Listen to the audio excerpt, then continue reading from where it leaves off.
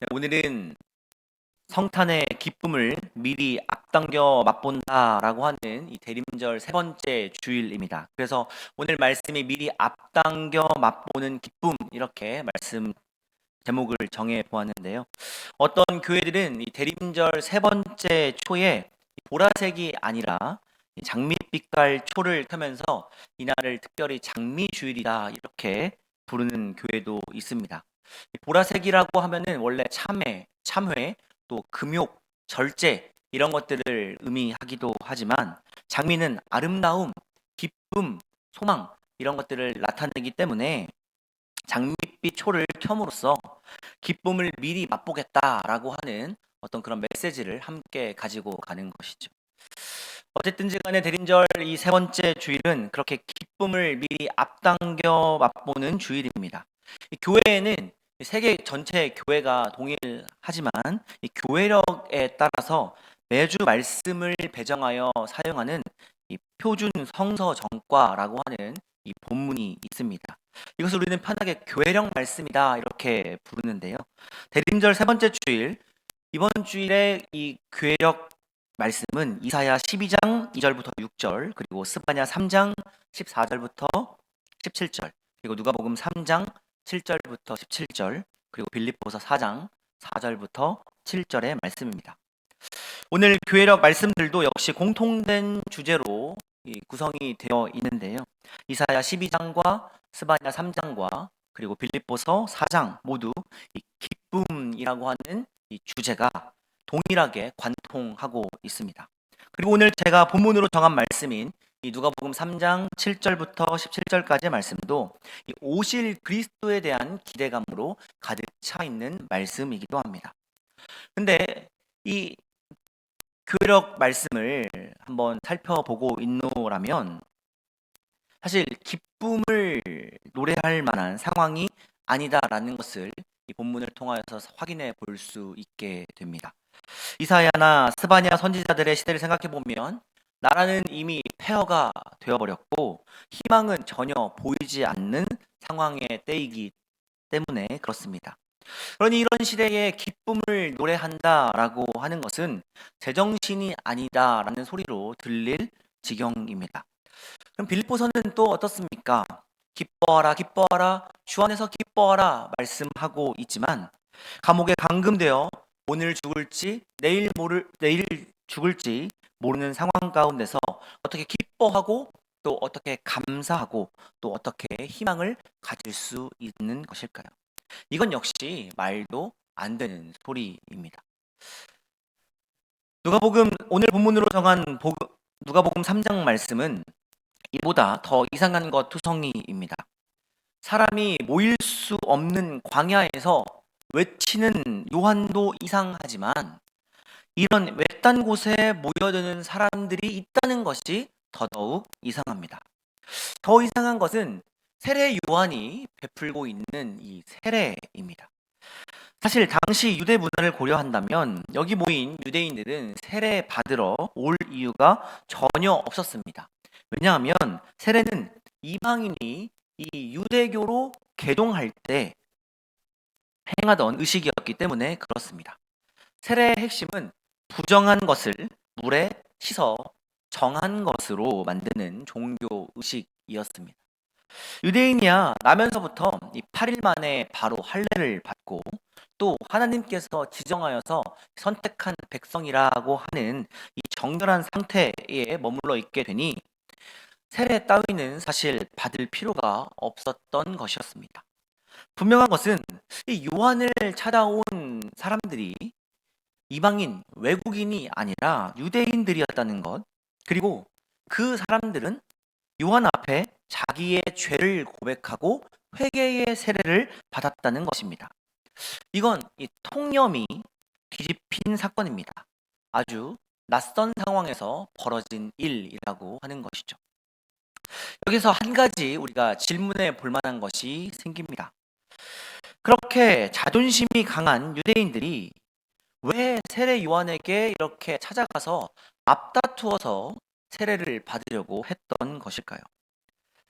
왜 그렇게 앞다투어서 나와서 자기의 죄를 고백하며 이 회개의 세례를 받으려고 했던 것일까 하는 것입니다.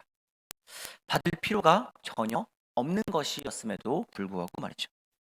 게다가 세례 요한이나 또 이전의 예언자들이 선포한 그 선포의 내용이 별로 다르지 않다는 것을 우리가 알 수 있는데, 이런 것을 생각해 본다면 차별점은 단 한 가지, 선민이지만 이방인처럼 회개하는 이 청중의 태도가 이전 이스라엘 백성과는 다르다는 점이라고 할 수 있겠습니다.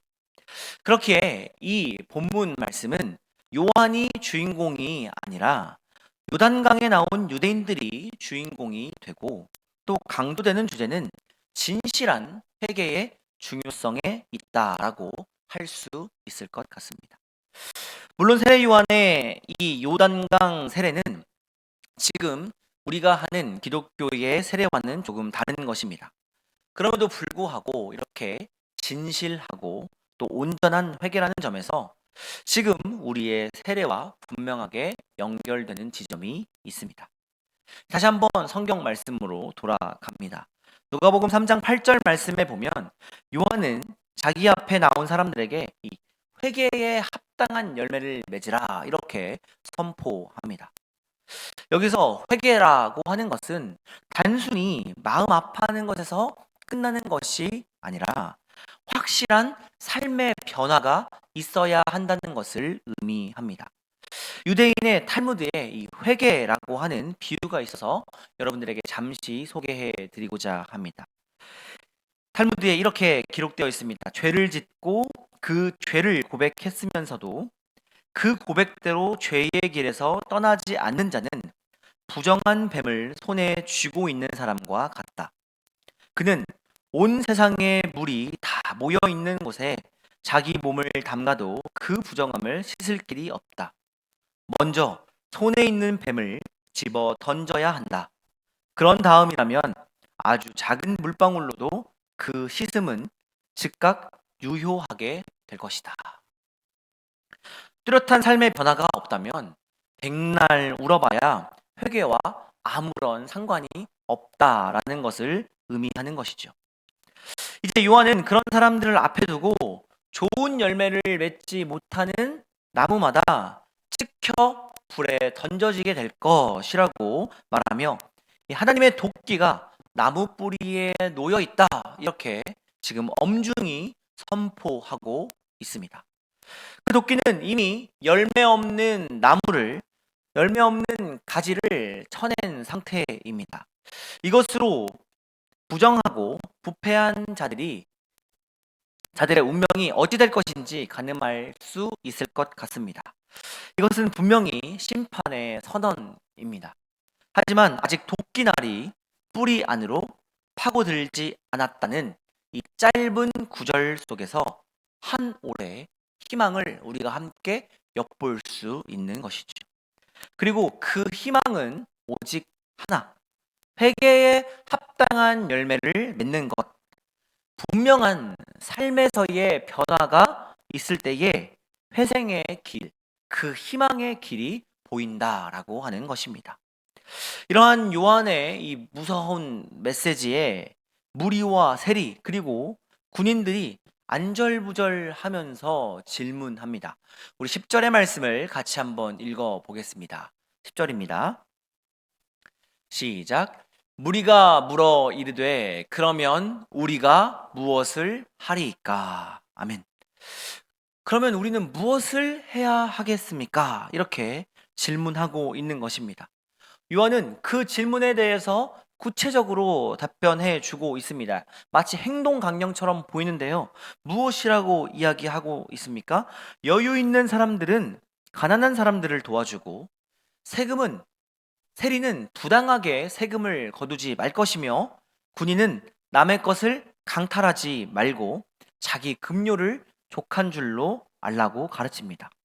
지금처럼 악이 만연하여 있고 또 악이 있어도 이것이 악이라고 느끼지 못하는 일상을 살지 말고 예민하고도 또 분명한 변화가 삶의 자리 가운데 있어야 한다라는 것을 거듭 강조하여 이야기하고 있는 것입니다.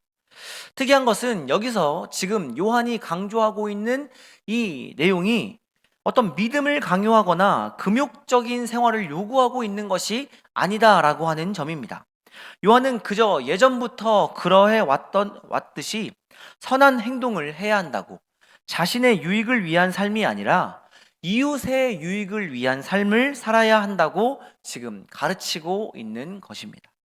그리고 그렇게 하겠다고 진심으로 응답하고 있는 자들에게 지금 세례를 베풀고 있는 것입니다. 여러분, 이 지점에서 우리의 신앙을 우리가 같이 함께 반추해 보아야 할 필요가 있습니다.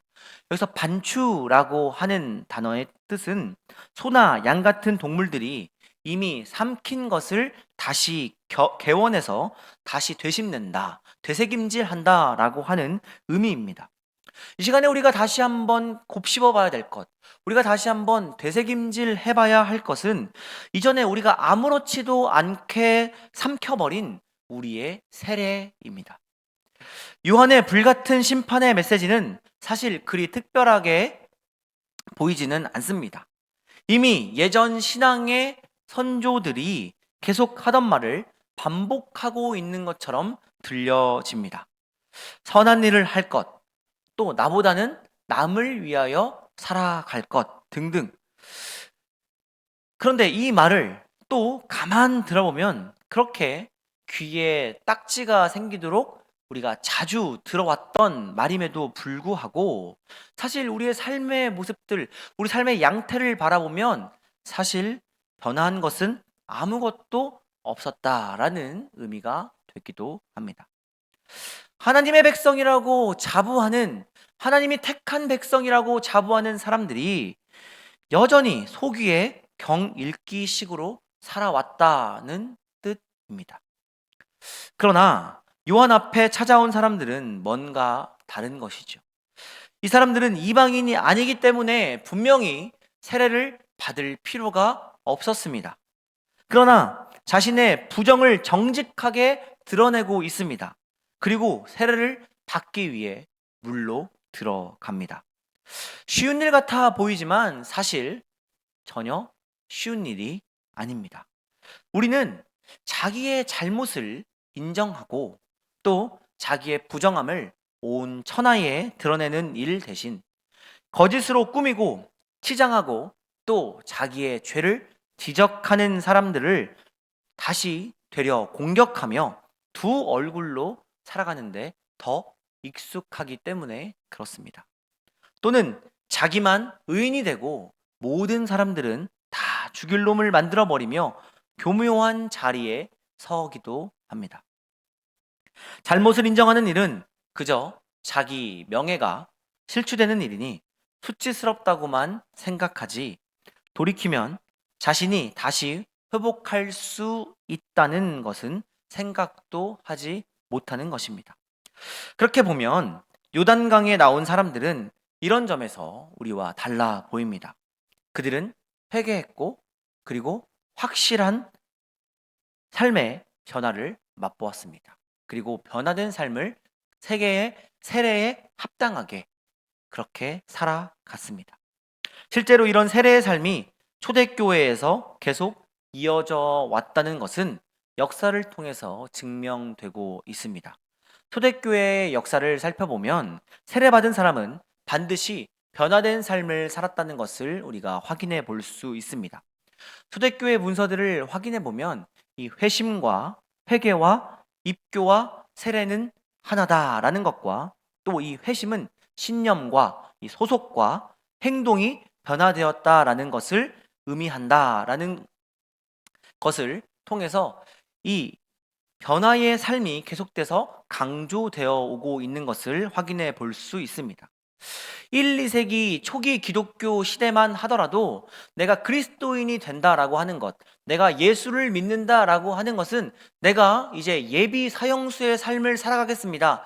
내가 이제는 목을 내놓고 예수 그리스도를 내 삶의 주인으로 믿겠습니다. 라는 것을 의미하는 것이었습니다. 박해 상황이었기 때문에 그랬던 것입니다. 그럼에도 불구하고 특이한 것은 기독교인의 수가, 예수를 주로 고백하는 사람들의 수가 날로 날로 점차 늘어났다라고 하는 데 있습니다. 더 특이한 것은 소위 우리가 아는 어떠한 종류의 전도 프로그램이 초대교회에 있었던 것이 아니었습니다. 심지어 기독교인이 되라라고 하는 그런 권유도 그렇게 많이 하지 않았던 것으로 보입니다. 그럼에도 불구하고 기독교의 매력이 있었는데 그것은 바로 그들이 보여주는 삶은 무언가 일반 사람들과는 다른, 일반 세상의 사람들이 살아가는 그 삶과는 다른 그 무엇인가가 있었다라는 것입니다. 밖의 상황이었기 때문에 그랬을까요? 밖의 상황임에도 불구하고 나는 예수를 주로 고백한다 하는 것이 특이해 보였을까요? 그렇지 않았던 것 같습니다. 3세기 자료인 이 키프리아누스의 퀴리누스에게라고 하는 이 책을 보면 이런 말이 나옵니다. 우리는 말이 아니라 행동으로 실천하며 일한다. 말이 아니라 행동이 매력적이었다라고 하는 것입니다. 초대교회의 문서인 이 디다케 문서에 보더라도 초기 기독교 시기에 입교나 세례를 받는 데는 3년에서 5년이라는 시간이 필요했습니다. 그것도 삶의 확실한 변화가 보이지 않으면 곧바로 출교하거나 혹은 입교를 거부했던 역사가 기록되어 있습니다. 입만 살아있는 것이 아니라 확실히 삶의 자리에서 변화가 있어야 한다라는 것이었죠.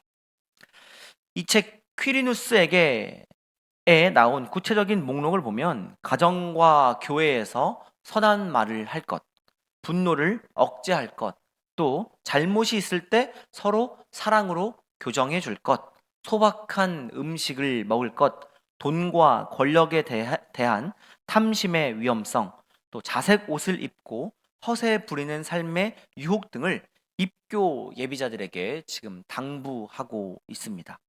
그리고 여기에 나오는 총 120여 개의 이 교훈 가운데 가장 특별한 것은 회심의 가장 확실한 증거는 언제나 선행과 자비의 실천과 연결되어 있다라고 하는 점입니다. 오늘 말로 하면 이 경제적 재분배란 표현으로 우리가 다시 이야기해 볼 수 있을 것 같습니다. 이런 나눔의 실천이 전체 교훈의 30% 이상을 차지하고 있습니다. 우리 다 함께 이사야 58장 7절 말씀을 읽어 보겠습니다. 시작. 또 줄인 자에게 내 양식을 나누어 주며 유리하는 빈민을 집에 들이며 헐벗은 자를 보면 입히며 또 내 고륙을 피하여 스스로 숨지 아니한 것이 아니겠느냐. 아멘.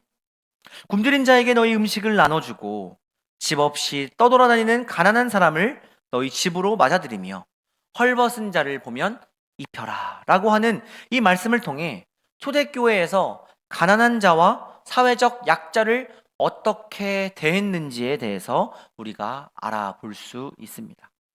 이런 가르침이 회심자들에게 교육되었다는 것은 이미 기존의 신자들은 이런 삶을 살고 있었다라는 것을 의미하는 것이죠. 그 삶으로 입교자에게 모범을 보였다라는 것을 반증하고 있습니다.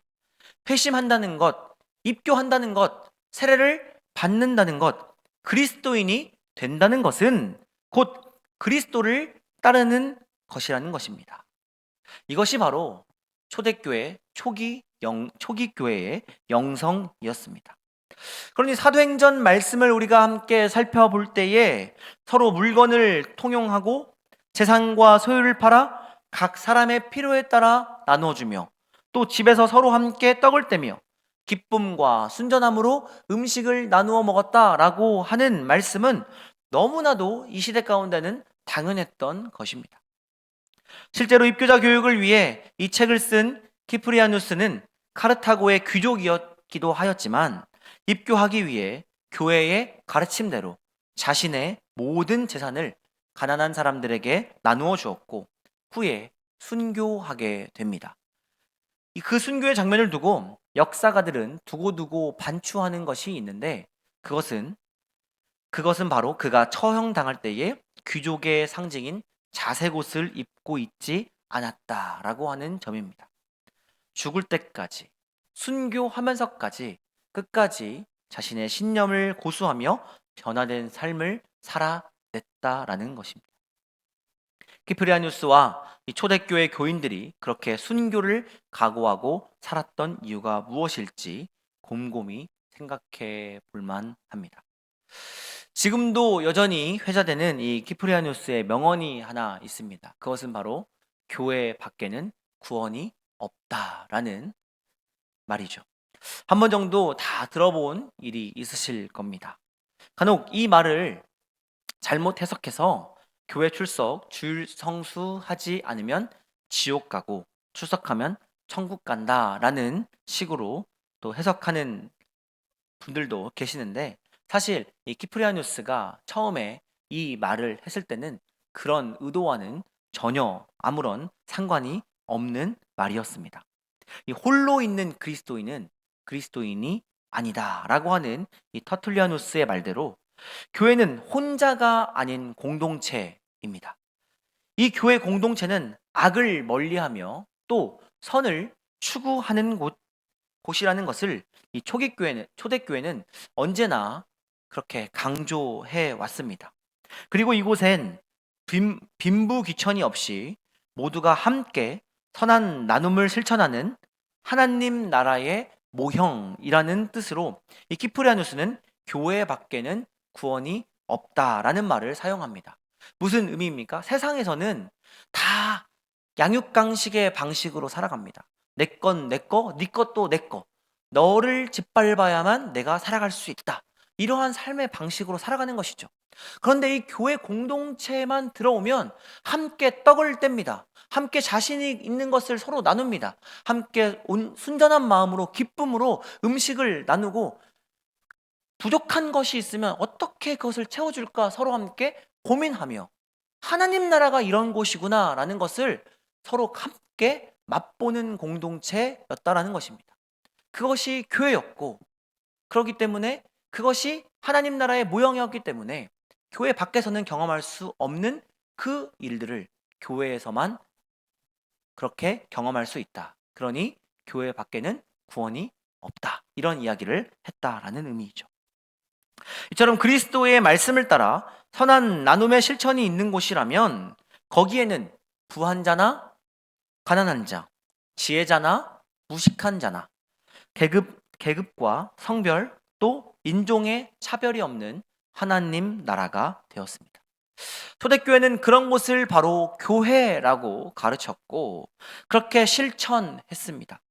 그러니 자연스레 이런 곳이 구원의 장소가 되고 어떤 시련도 이길 공동체가 아닐 수 없게 되었던 것이죠. 이 말을 뒤집어 보면 그런 삶의 모습이 보이지 않는다면, 그런 변화가 없다면 그것은 제 아무리 화려하고 웅장해 보인다 하더라도 교회가 아니라는 말이 됩니다.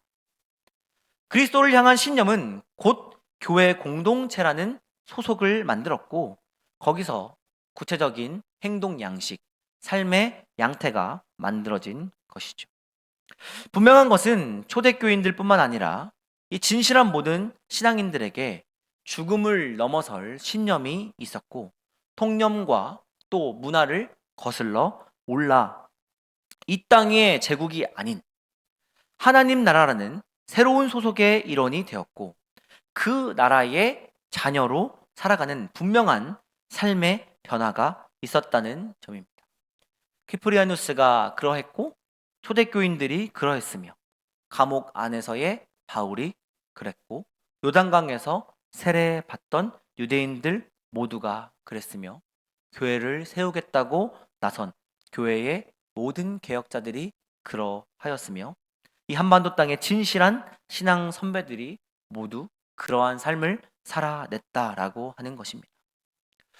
그렇다면 과연 무엇이 이들의 신념과 또 소속과 행동을 변화시켰던 것일까요? 그것은 이렇게밖에 달리 설명할 길이 없을 것 같습니다. 그것은 바로 죽음을 이기고 부활하여 영원한 생명을 약속하신 예수 그리스도. 이 베들레헴의 낮고 낮은 자리, 천하고 천한 자리에 임하신 성탄의 주님께 사로잡혔기 때문에 그렇지 않았을까요? 만일 그것이 사실이라면 우리가 아무리 비탄한 삶의 현실에 처해져 있다 하더라도, 우리의 삶의 현실이 아무리 곤고하다 하더라도 우리에겐 충분히 미리 기뻐할 만한 근거가 되는 줄로 믿습니다.